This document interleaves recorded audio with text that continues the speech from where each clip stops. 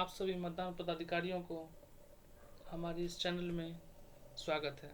आज हम डिस्कस करेंगे टेस्ट वोट यानी परीक्षण मत से संबंधित। पहले हम जान लें ये परीक्षण मत होता क्या है। परीक्षण मत ये होता है यदि कोई मतदाता आरोप लगाता है कि मतदान के बाद वीवीपैट से निकली पर्ची किसी अन्य उम्मीदवार का पर्ची है तो पीठासीन अधिकारी ऐसे मतदाता को चेतावनी देने के उपरांत संतुष्ट होने पर लिखित शिकायती संबंधी घोषणा प्राप्त करेंगे तथा फॉर्म रजिस्टर 17A में उस मतदाता की दूसरी प्रविष्टि करने के बाद वोट डालने के लिए कहा जाएगा। यह वोट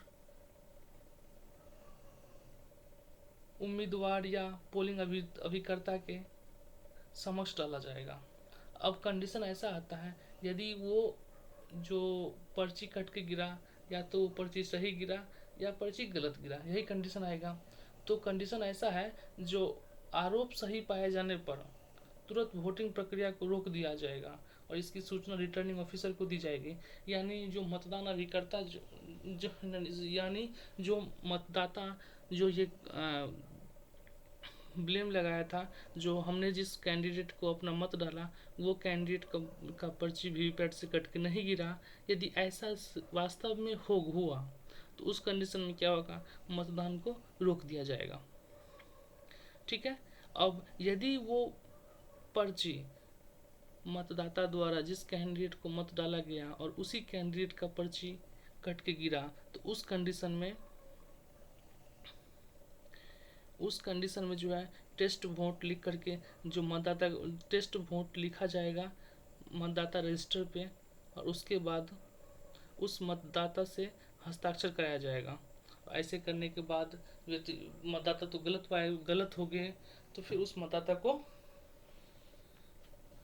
पुलिस के हवाले कर दिया जाएगा। लेकिन ऐसा कंडीशन मतदान केंद्र पर नहीं के बराबर आता है।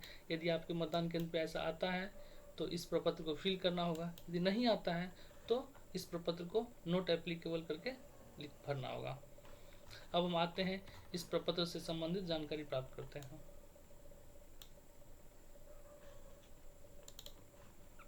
यह जो भरा हुआ प्रपत्र होगा वह एक नमूना मात्र का प्रपत्र होगा जो आप सभी पीठासीन अधिकारियों को अपने अपने मतदान केंद्र से संबंधित इस प्रपत्र को भरने में काफी सहायता प्रदान करेगा। यदि यह प्रारूप आपके मतदान केंद्र से संबंधित होगा, टेस्ट वोट का कंडीशन आएगा आपके मतदान केंद्र पर, तब इसको फिल करना है। अन्यथा ये नोट एप्लीकेबल करके नीचे में पीठासीन अधिकारी अपना साइन करके इसको सबमिट कर देंगे। लेकिन यदि मान लीजिए ऐसा कंडीशन आता है आपके मतदान केंद्र पर तो उससे थोड़ा सा जानकारी अवगत हो जाते हैं। अब यहाँ पे क्या है, निर्वाचन संचालन नियम 1961 के नियम 49 MA के तहत निर्वाचकों द्वारा घोषणा करने का प्रारूप। अब इस प्रारूप में क्या क्या कहता है उस पर आते हैं। निर्वाचक संचालन अधिनियम 1961 के नियम 49 MA के उपनियम 1 के तहत मैं सत्यनिष्ठा पूर्वक घोषणा एवं पुष्टि करता हूँ कि बैलेट यूनिट से जुड़े प्रिंटर द्वारा पेपर स्लिप में दर्शाया गया उम्मीदवार का नाम चिन्ह एवं उस उम्मीदवार से भिन्न है जिसके लिए मैंने संबंधित नीला बटन दबाकर अपना मतदान किया था। मेरा यह आरोप सत्य एवं प्रमाणिक है। यह सिद्ध करने के लिए मैं दोबारा परीक्षण मत देने के हेतु तैयार हूँ। यानी मतदाता ये कहता है, जो मतदाता का ये कहना है हमने जिस कैंडिडेट को अपना मत डाला उस कैंडिडेट के अनुसार वीवीपैट से पर्ची कट के नहीं गिरा। इस बात से मैं 100% जो है सही हूँ और इसके लिए मैं पुनः दोबारा परीक्षण मत देने के हेतु तैयार हूँ।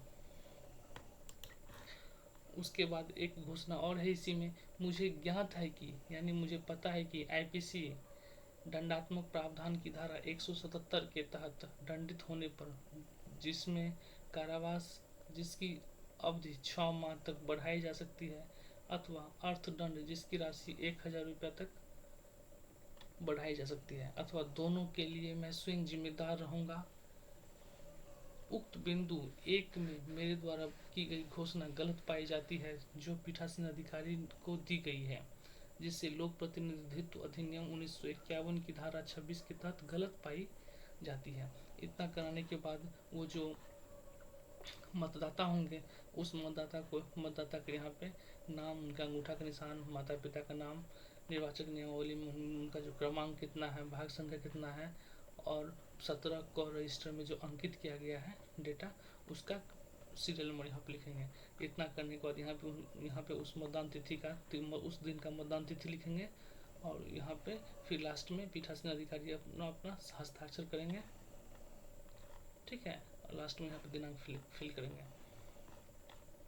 इतना फिल करने के बाद हमारा जो ये प्रपत्र है वो प्रपत्र संपन्न हो जाता है। उसके बाद आते हम अंतिम पॉइंट पे। आप सभी मतदान पदाधिकारियों को हमारा यह वीडियो कैसा लगा, कृपया अपना राय अवश्य दें। धन्यवाद।